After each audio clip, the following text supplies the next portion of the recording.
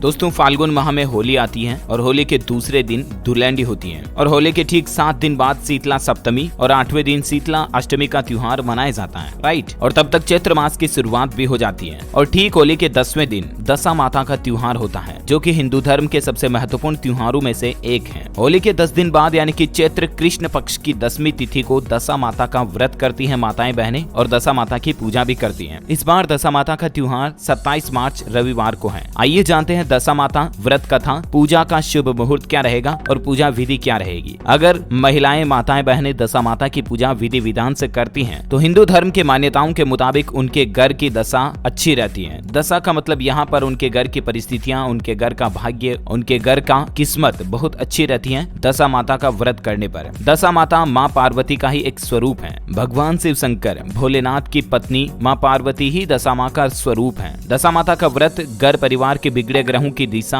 और परिस्थितियों को सुधारने के लिए भी किया जाता है। इस दिन महिलाएं पूजा और व्रत करके गले में एक खास डोरा यानी कि पूजा का धागा पहनती हैं ताकि परिवार में सुख समृद्धि, शांति, सौभाग्य और धन संपत्ति बनी रहे। और महिलाएं इस दिन दशा माता और पीपल के वृक्ष की भी पूजा कर सौभाग्य, ऐश्वर्य, सुख शांति और अच्छी सेहत की कामना करती हैं। तो आइए सबसे पहले तो जानते हैं दशा माता की व्रत कथा। पौराणिक कथाओं के अनुसार एक समय राजा नल और रानी दमयंती सुख पूर्वक राज्य करते थे। एक दिन रानी दमयंती ने दशा माता का व्रत किया और डोरा अपने गले में बांधा। राजा ने जब ये देखा तो उन्होंने वो डोरा निकाल कर फेंक दिया। उसी रात दशा माता एक बुढ़िया के रूप में राजा के सपने में आई और कहा कि तेरी अच्छी दशा जा रही है और बुरी दशा आ रही है क्योंकि तूने मेरा अपमान किया। मतलब एक राजा रानी एक राज्य में आनंद से राजपाट संभाल रहे थे। रानी जब दशा माता का डोरा पहनती है गले में तो राजा उसको फेंक देता है। उसके बाद से उनकी दशा किस्मत बदलती है और बुरी किस्मत शुरू हो जाती है। इस घटना के कुछ दिन बाद वाकई में राजा की दशा इतनी बुरी हो गई कि उसे अपना राज्य छोड़कर भी दूसरे राज्य में काम करने के लिए जाना पड़ा।